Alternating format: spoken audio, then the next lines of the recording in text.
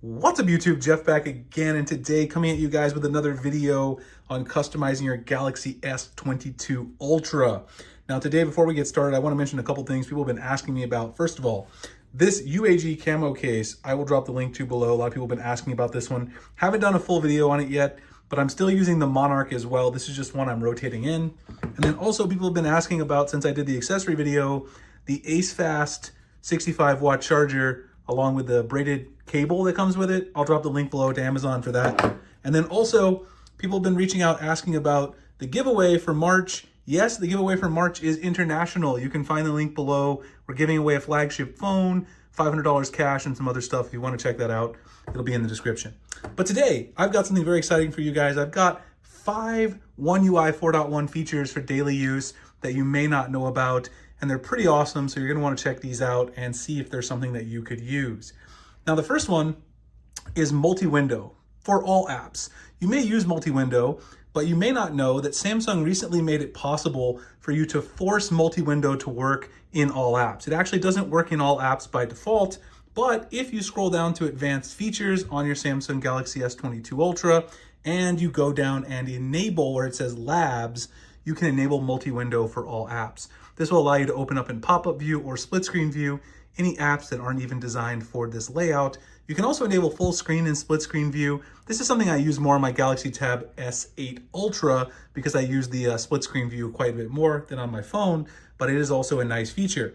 That will then allow you to enable just about any app that you want in pop-up or split screen view. I always open Twitter, which is a very, very popular one to do, but I can also open YouTube Studio and a lot of other cool stuff in split screen or pop-up view. Okay, so that's the first one, a very useful feature that I use pretty much every day, multitasking.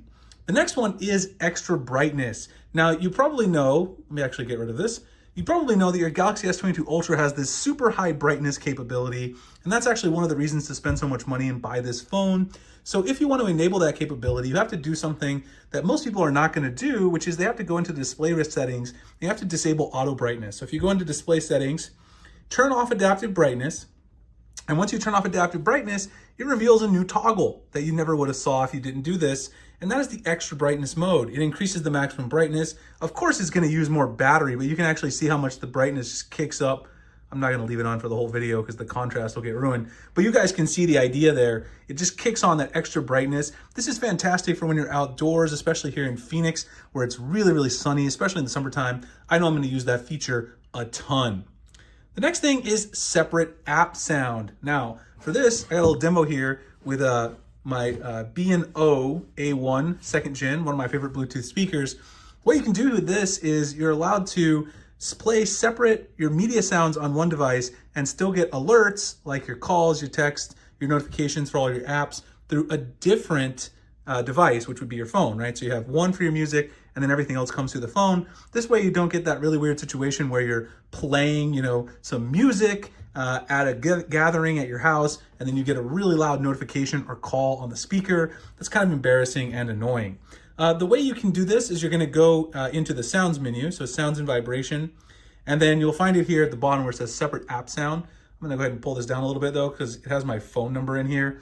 I'll show you guys right here though. You can see you've got separate app sound, play media sound from apps you select on a different device. You can see the apps that I have enabled right there, Spotify, YouTube Music, and I'm going to play those on my Bluetooth device, which is my B&O speaker, my 2nd Gen. So if you actually go to the next menu, see if I can show this to you guys.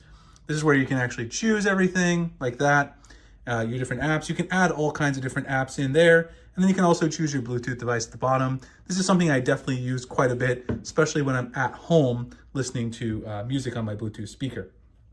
All right, up next, call and text on other devices. Now, this is a great feature if you have a Galaxy tablet, you have a Galaxy Watch, and you want to enable the ability to make calls on those other devices using the phone number that's connected to your S22 Ultra. I use this the most when I'm doing work on my Tab S8 Ultra, browsing the internet, and I also want to do some text messaging or make calls. It's kind of similar to how Chromebooks actually have this ability that Google kind of gave natively. Samsung allows you to do this.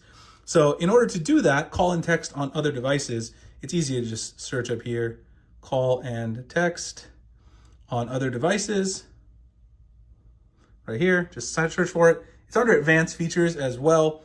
and you'll find it right there. You can see at the top, I have it enabled. Again, I'm just gonna bring this down a little because it's got my phone number at the bottom. You can see right here where it says Jeff's S22 Ultra, call and text from your Galaxy Watch, turn that on. It'll make you choose the device that you actually wanna use with it. Choose sign into your Samsung account, and you can also choose if you wanna use Wi-Fi or if you want to use LTE. Okay, so that's a very useful feature, especially if you have other Samsung stuff. Use that all the time with my tablet, and it's something I really do enjoy. The final thing is always on display. You can now use an image, and you can also use auto brightness off to get a really, really bright always on display. This is something I use a ton. You guys can see here, I've got my bright always on display picture with my son right there on the home screen. And what I'm gonna do is show you guys how to enable this.